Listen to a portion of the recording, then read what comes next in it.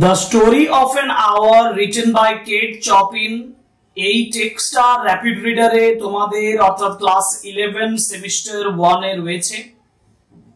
Already আমি এটা description করেছি, আলোচনা করে দিয়েছি, ডেসক্রিপশন বক্সে লিংক দিয়ে দেব, সেখান থেকে দেখে নেবে যারা এখনো পর্যন্ত টেক্সটটা ভালোভাবে পড়োনি। আজকে এই ক্লাসটাতে আমি আলোচনা করব The Story of an Hour থেকে যে এমসিকিউ কোশ্চেনস গুলো আমাদের করা উচিত এবং ডাফেন্ডারদের যে কোশ্চেন বাঞ্চ, সেই কোশ্চেন বাঞ্চে যে কোশ্চেনস আনসারস গুলো দেওয়া হয়েছে, মানে কোশ্চেনস গুলো দেওয়া হয়েছে, আনসারস আমি করাবো, সেইগুলো আলোচনা করব। অ্যাবাউট 35 কোশ্চেনস, ইম্পর্টেন্ট কোশ্চেনস আছে, এখান থেকেই তোমরা পরীক্ষাতে আশা করি পেয়ে যাবে। যাই হোক, আমরা শুরু করি MCQ from The Story of an Hour, and this is for the students of class 11 semester 1.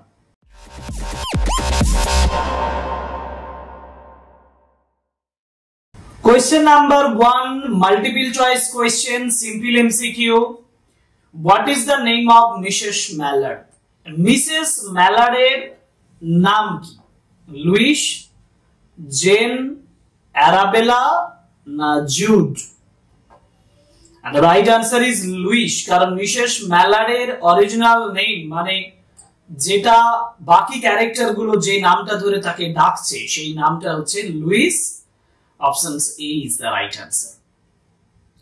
Now, who wrote the story? The Story of an Hour. Story of an Hour কার লেখা?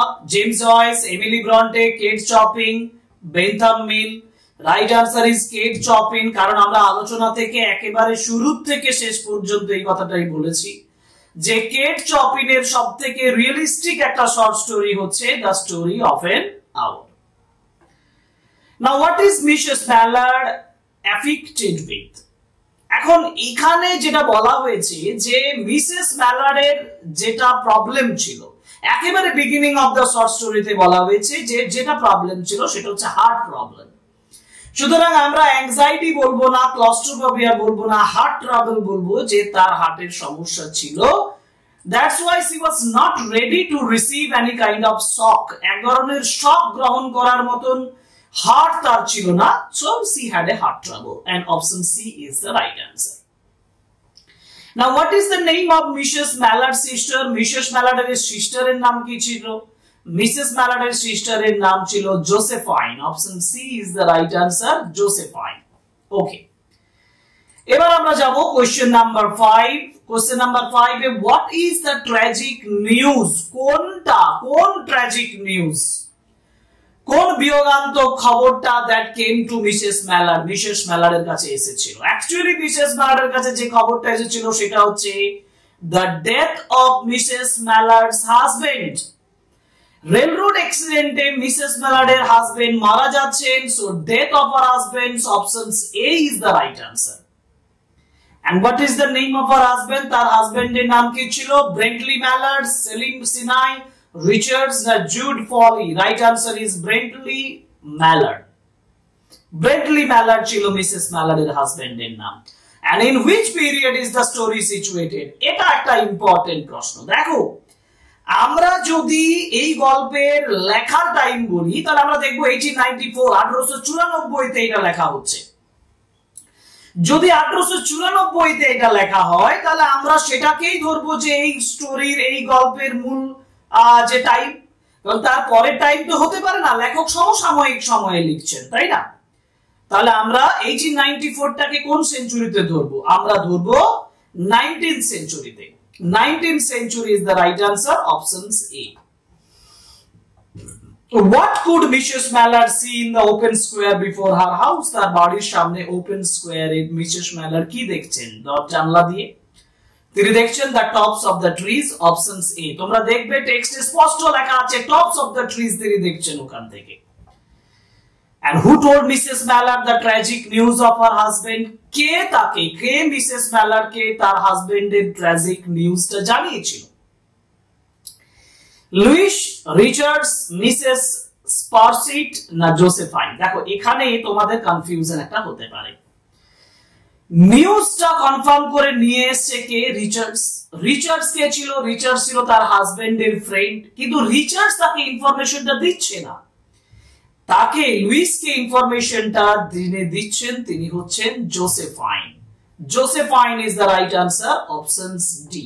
Options D is the right answer, কারণ Josephine অর্ধেক ভাঙা ভাঙা গলাতে অর্ধেক information দিয়ে দিয়ে তিনি এই খবরটা, তার হাজবেন্ডের মৃত্যুর সংবাদটা জানাচ্ছেন।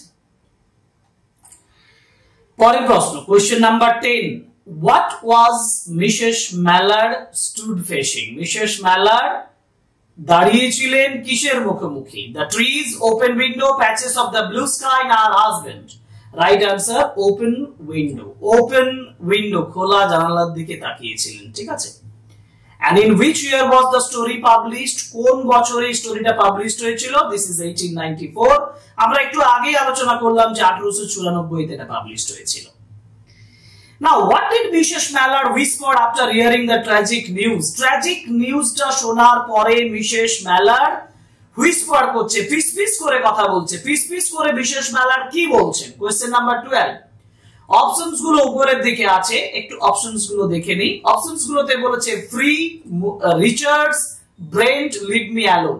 রিচার্ডও বলেননি, ব্রেন্টও বলেননি, লিভ মি অ্যালোনও বলেননি। সঠিক তিনি বলেছেন যেটা সেটা হচ্ছে ফ্রি। তিনি বলছেন ফ্রি ফ্রি, ফিসফিস করে বলছেন ফ্রি এর কথা, ফ্রিডমের কথা। Mrs Mallard had a dash marriage. বিয়েটা তার কেমন ছিল? What kind of marriage she had? কি ধরনের বিয়ে, কি ধরনের ম্যারেজটা তার ছিল? ট্রাবলড, বিপদপূর্ণ, হ্যাপি, খুশি, ভায়োলেন্ট, ভয়ঙ্কর, হিংসাত্মক, না ডিপ্রেসিং, যথেষ্ট চেপে থাকা, যথেষ্ট মনের দিক থেকে কি বলবো মনমরা হয়ে থাকা, দুঃখপূর্ণ। এটা আমরা দুটো কিছুটা কাছাকাছি পাচ্ছি, এটা ট্রাবলড আর ডিপ্রেসিং। ট্রাবল মানে বিপদপূর্ণ, আমরা ট্রাবলড বলতে পারবো না। রিলেশনশিপটা তাদের মধ্যে ডিপ্রেসিং ছিল, এটা আমি বলতে পারি। আমরা অপশন ডি তে দাগ দিই, কারণ ডিপ্রেসিং হিসেবে বলবো, কারণ মিসেস ম্যালার্ড এখান থেকে বেরিয়ে আসার চেষ্টা করছেন। And what was the sort of the accident mentioned? কি ধরনের অ্যাক্সিডেন্টের কথা উল্লেখ করা হয়েছে? Heart attack, hanged, railroad accident, electric short. Right answer is railroad accident. Options B is the right answer. Who was kneeling before the closed door with her lips to the keyhole? ওই যে keyhole, চাবির যে গর্তটা দিয়ে তার ঠোঁটটাকে touch করে কে বলছিল মিসেস ম্যালার্ডকে? Louise? No. Brently? No. Richards? No. Josephine. Josephine ওই দরজার যে কি হোল ছিল সেখানে মুখটা স্পর্শ করে তাকে বলছে please Louise open the door, দরজাটা খোলো। Now how did Mrs. Mallard react when she heard about her husband's death? Mrs. Mallard কেমন রিঅ্যাক্ট করেছিল যখন তার হাজবেন্ডের ডেথের খবর পাচ্ছে? চারটে অপশন ভালোভাবে দেখবো, দেখো। She wept and fell in her sister's arms, কেঁদেছিল এবং তার সিস্টারের হাতে নিজেকে সমর্পণ করেছিল। She went completely silent, সম্পূর্ণ তিনি নীরব হয়ে গিয়েছিলেন। She did not have a specific reaction, তার নির্দিষ্ট কোনো রিঅ্যাকশন ছিল না।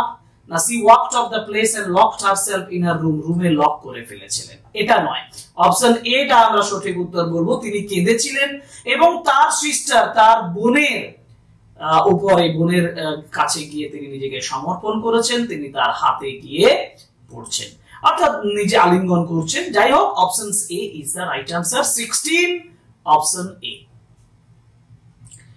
এবার হবে কোশ্চেন নাম্বার 17। কোশ্চেন নাম্বার 17 এ বলেছে what does the term tumultuously mean in the following line? Now her bosom rose and fell tumultuously.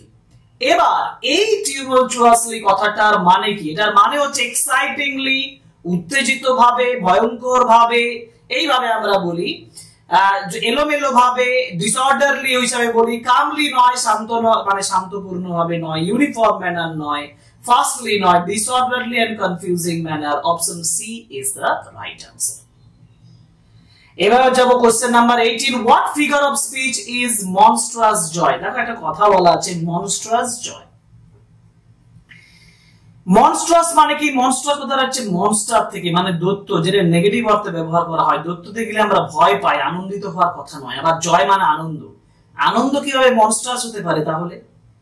তাহলে দুটো ওয়ার্ড পাশাপাশি বসে আছে কিন্তু দুটো নেগেটিভ টাইপের ওয়ার্ড পাশাপাশি বসে আছে। আমরা অ্যান্টিথিসিস বলতে পারবো না, হাইপারবোল বলতে পারবো না। হাইপারবোল মানে এক্সাজারেশন, অক্সিমোরন আমরা বলবো অক্সিমোরন। অক্সিমোরন মানে দুটো বিপরীত কথা পাশাপাশি বসে আছে, যখন দুটো বিপরীত ধর্মী বক্তব্য যখন পাশাপাশি বসে থাকে তখন সেটাকে বলা হয় oxymoron. Right answer is option D. এবার হচ্ছে what did Mrs Mallard want to do after her husband's death. তার হাজবেন্ডের মৃত্যুর পরে Mrs Mallard, what did Mrs Mallard want to do, Mrs Mallard কি চেয়েছিলেন করতে হাজবেন্ডের মৃত্যুর পরে? She wanted to cherish the memories with her husband, তার হাজবেন্ডের সঙ্গে যে মেমোরি গুলো সেগুলো মনে করার চেষ্টা করেছিলেন। She wanted to go back to her family, তার ফ্যামিলিতে ফিরে যেতে চেয়েছিলেন, live with them. She wanted to live for herself, নিজের জন্য বাঁচতে চেয়েছিলেন। She did not know what she wanted to do, তিনি জানতেই মানে পারেননি তিনি কি করতে চাইছেন। সঠিক উত্তর অপশন সি, কারণ she wanted to live for herself, নিজের জন্য তিনি বাঁচতে চেয়েছিলেন। And now question number 20, which of the following best expresses the themes of the Cake Choppings, the story of an hour? Story of an hour এর সবথেকে ভালো কোন জিনিসটা সবথেকে ভালো মানে থিমস হিসাবে প্রকাশ পেয়েছে? একটা হচ্ছে unhappy marriages are too common, unhappy marriage too commonly দেখা যায় না, আমরা এটা বলতে পারবো না। 19th century marriages were often oppressive to women, উইমেনদের কাছে 19th century ম্যারেজ যথেষ্ট প্রভাবকারী, অপ্রেসিভ, খারাপ প্রতিপন্ন হয়। Taking joy in the death of a spouse is immoral, মৃত্যু মানে স্বামীর মৃত্যুতে কারো আনন্দ, হাজবেন্ডের মৃত্যুতে বা ওয়াইফের মৃত্যুতে হাজবেন্ড, এটা যথেষ্ট ইমোরাল একটা ঘটনা। The society once punished women for contemplating independence. ইন্ডিপেন্ডেন্সটাকে কন্টেমপ্লেট করার জন্য সোসাইটি কি করে? পানিশড করে উইমেনদের জন্য। এটা এইখানটায় দেখো 19th century marriages were often oppressive to women, এটা ফেমিনিজমের দিক থেকে দেখলে কিন্তু এই জায়গাটা হচ্ছে, এবং আমি তোমাদের কাছে এটা ওপেন স্পেস রাখছি। আচ্ছা বলো তো কোন জায়গাটা হতে পারে? 19th century marriageটা often common oppressive to women, এটা না society once punished women for contemplating independence, কোনটা? এই দুটোর মধ্যে বলো তো কোনটা হতে পারে? এটা ওপেন রাখলাম, কমেন্ট করে তোমরা আমাকে জানাবে যে এই উত্তরটা স্যার সঠিক হতে পারে। ঠিক আছে, আমি অর্থ বলে দিয়েছি, বুঝিয়ে দিয়েছি, টেক্সট পড়ার পরে এই জায়গাটা তোমরা ঠিক করবে। যতই ডবল স্টার দেওয়া থাক, এটা কিন্তু তোমাদের পক্ষে পরীক্ষাতেও মানে একটা ইম্পর্টেন্ট একটা ম্যাটার, যেটা নিয়ে ভাবনা চিন্তার জায়গা আছে। ঠিক আছে, তারপর আমরা পরবর্তীকালে এর রেসপন্স দেব। তোমাদের কাছে আমার রিকোয়েস্ট, তোমরা এটা ভেবে আমাকে উত্তর দিও কমেন্ট বক্সের মাধ্যমে। ঠিক আছে, এই একটা আমি তোমাদেরকে জন্য ছেড়ে দিলাম। 21 things that approaching to possess her, things that was approaching to possess her, কোন একটা জিনিস যেটা তাকে পজেস করার চেষ্টা করছিল। আইডেন্টিফাই দ্য ফিগার অফ, দেখো থিং যেটা পজেস করছে, থিং একটা ইনঅ্যানিমেট হতে পারে আর ইনঅ্যানিমেট অবজেক্ট যেটা পজেস করার চেষ্টা করছে, ব্যক্তি সত্তা আরোপ করা হচ্ছে। তাহলে থিংটাকে যদি ব্যক্তি সত্তা আরোপ করা হয়, আমরা এখানে বলবো this is an example of personification, কারণ পার্সনিফাই করা হচ্ছে, ব্যক্তি সত্তা আরোপ করা হচ্ছে, তাই না? পরের প্রশ্ন যাব, question number 22, what was Brently Mallard carrying when he opened the front door? Front ডোরে যখন তিনি যাচ্ছেন, ব্রেন্টলি ম্যালার কি ক্যারিং করছেন? Umbrella, traveling bag and some books, an umbrella and a notebook, না he grip sack and an umbrella। তার ব্রেন্টলি ম্যালার যখন দরজাটা খুলছেন তখন তার হাতে ছিল একটা গ্রিপ স্যাক, হাতল দেওয়া ব্যাগ এবং একটা ছাতা, umbrella. And who was Richards? Richards was Brentley's friend. Option C is the right answer. And why is Louis's family concerned about it? Louis's family কেন তার সম্পর্কে কনসার্ন ছিল? কারণ she has a heart trouble, দেখো এই যে she has a heart trouble, তার heart trouble ছিল এই জন্য। What does Josephine believe that Louis is doing behind our closed door? Josephine কি বিশ্বাস করেছিলেন যে লুইস কি করছে দরজার পেছনে? Lamenting for her husband, making herself ill, হ্যাঁ সে নিজেকে অসুস্থ করছে এটা বলা যায়, making herself ill, কারণ looking at photographs হবে না, killing herself হবে না, actually making herself ill, নিজেকে সে অসুস্থ করছিল, তাই না? এটাই উত্তর। পরের প্রশ্ন যাব, কোশ্চেন নাম্বার 26 এ বলেছে যে what does Josephine tell Louis about her husband's death as calmly as possible? কেন জোসেফাইন লুইসকে তার হাজবেন্ডের ডেথের কথা খুব কামলি শান্তভাবে বলেছিল? Josephine is afraid of showing her emotions. Now Josephine does not want to worsen Louis's weak heart. না Richard told Josephine to speak calmly, শান্তভাবে Richard বলেছিল জোসেফাইনকে বলতে, না Josephine does not want Richard to overhear what she is saying, মানে যেটা তিনি বলছেন সেটা যাতে জোসেফাইন মানে রিচার্ড শুনতে না পায় সেই জন্য। Actually Josephine doesn't want to worsen Louis's weak heart, options B, তার দুর্বল হৃদয়টাকে তিনি আর কষ্ট দিতে চাইছিলেন না।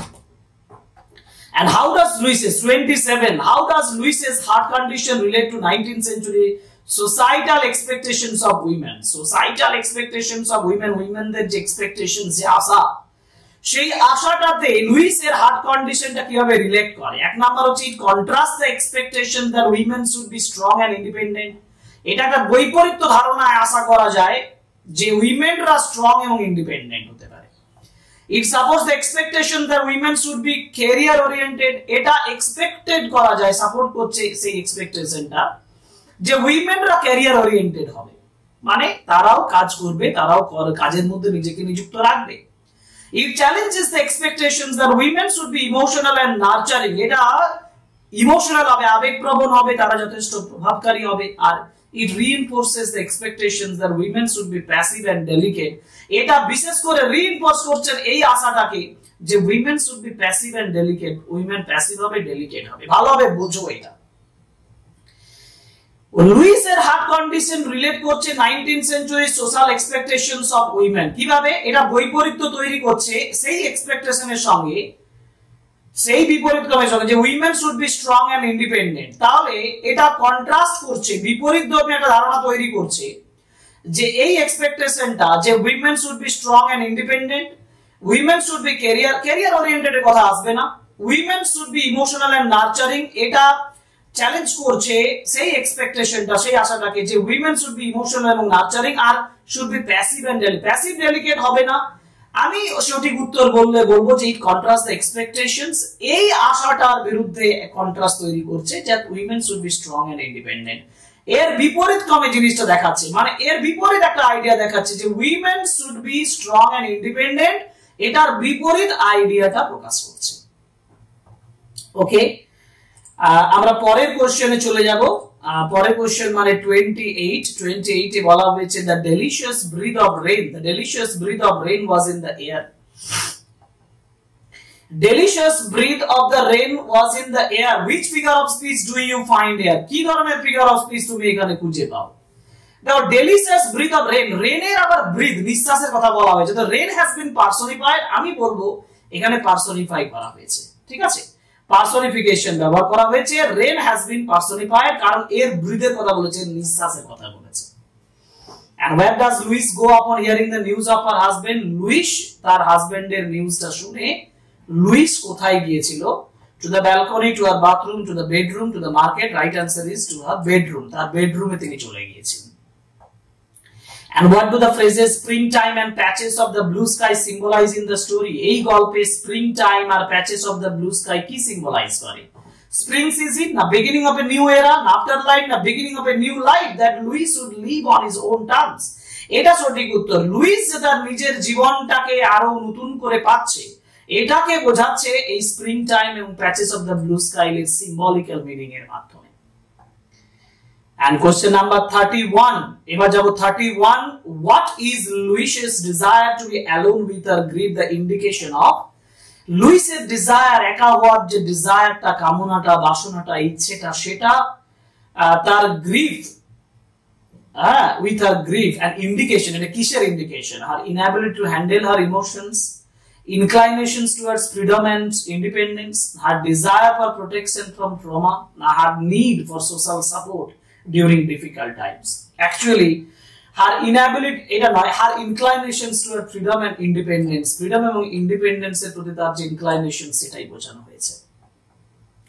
What does Louis consider to be a small price to pay for her newfound freedom and independence? Louis কোনটাকে কনসিডার করছে স্মল প্রাইস হিসাবে যেটা তার newfound freedom এবং independence এর জন্য রয়েছে? সেটা হচ্ছে feeling grief at her husband's death, having to find a new home, losing her social status, না being ostracized by her friends and family. Options A, তার হাজবেন্ডের মৃত্যুতে একটা ফিলিং গ্রিফ, দুঃখ প্রকাশ করা, এটা বোঝাচ্ছে। Options A is the right answer.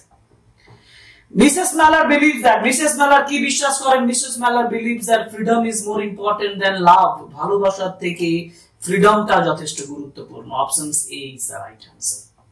The body and the soul are set free after death. মৃত্যুর পরে বডি সোল ফ্রি হয়, এটা ইম্পর্টেন্ট নয়। Goddess of victory has set her free. Victory goddess তাকে মুক্ত করে দিয়েছে, এটাও কিন্তু বিশ্বাস করেন, কিন্তু মূলত এটা options A is the right answer হবে, ঠিক আছে। আর ডেথ ব্রিংস এ মনস্ট্রাস জয়, এটা তো হবেই না। What ironic, এবার আমরা যাব পরের question 34 A. What ironic event concludes the story? কোন আয়রনিক ঘটনাটা দিয়ে গল্পটা শেষ হচ্ছে? সেটা হচ্ছে Josephine utters a piercing cry, no, the stock of Brently's return causes Mrs. Mallard's death. হ্যাঁ, এইটা মিসেস ম্যালার্ডের মৃত্যু, ব্রেন্টলিজ রিটার্ন, এটা। কারণ বাকি দুটো হবে না, পড়ে দেখতে পারো যে Mrs Mallard feels monstrous joy when Brentley returns করার সময় মনস্ট্রাস জয় পাচ্ছে না, এটা নয়। Option B is the right answer, ঠিক আছে। Now what happens? Last questions of this video. What happens when Louis sees Brentley? Louis যখন ব্রেন্টলিকে দেখছে তখন কি করছে? She runs to him, she thinks he is a ghost, she tells him that she is leaving him. না, she dies, and the right answer is she dies, কারণ Luis মারা যাচ্ছেন ব্রেন্টলিকে দেখে, ঠিক আছে। এই হচ্ছে 35 কোশ্চেনস।